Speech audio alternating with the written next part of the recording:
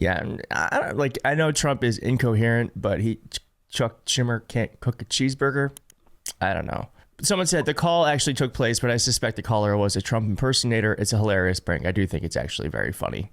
And these are all the different pseudonyms that Donald Trump has used in the past. John Miller, John Barron, David Dennison.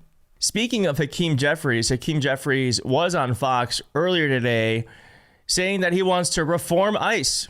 Why take away funding from FEMA, from TSA, the Coast Guard, and others when ICE is fully funded? Why not reopen the government? Well, let's remember, Republicans control the House, the Senate, and the presidency. To the extent there is ever a shutdown, as was the case with the 43-day Trump Republican shutdown in the fall. They cannot move forward out of a shutdown without Democrat votes. They can't do it. You guys have got to vote with them. So let's talk. Okay, so let's talk about that.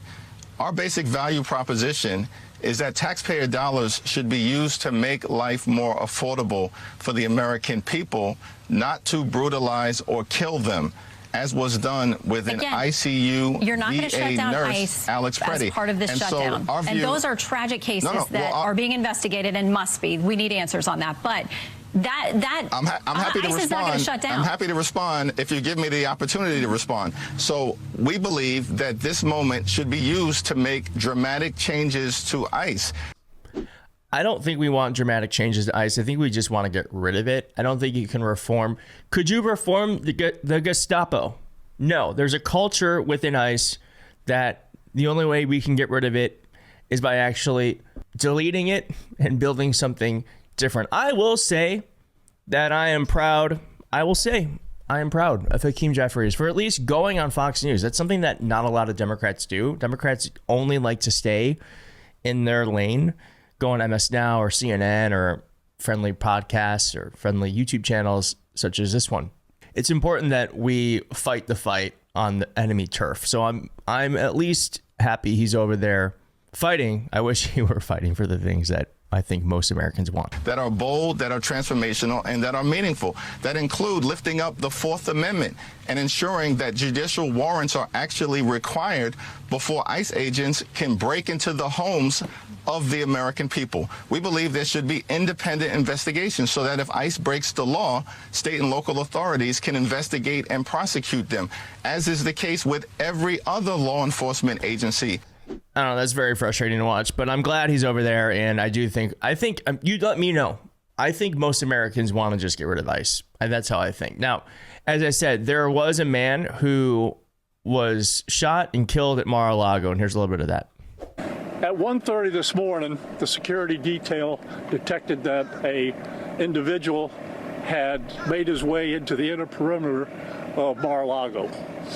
A deputy and 2 Secret Service agents on the detail went to that area to investigate. They confronted a white male that was carrying a gas can and a shotgun. He was ordered to drop those 2 pieces of equipment that he had with him, at which time he put down the gas can, raised the shotgun to a shooting position. At that point in time, the deputy and the 2 Secret Service agents fired their weapons and neutralized the threat. He is deceased at the scene. I'll give you a picture of the shotgun and the gas can to have with you. So that's what we know now. At 1:30 this morning. I mean, I guess we're so cooked because I just don't believe anything anymore. I don't believe anything anymore. Like, sure, okay, that is your telling of the events that happen, but I just know that everyone lies. Everyone lies now. Like, I don't, like, what actually happened? Who knows? Who knows? But with Kash Patel's FBI and with Donald Trump's administration, it's just hard to know exactly what's the truth anymore. It's just hard to know what's the truth. And I suppose we will get more information as it comes out, but I do not trust the police. I do not trust law enforcement right now to give us the full story. I think they always want to shape events as they best see fit to help their narrative. So I don't trust them, but that is the update for that. And then here is Scott Bessent admitting that the administration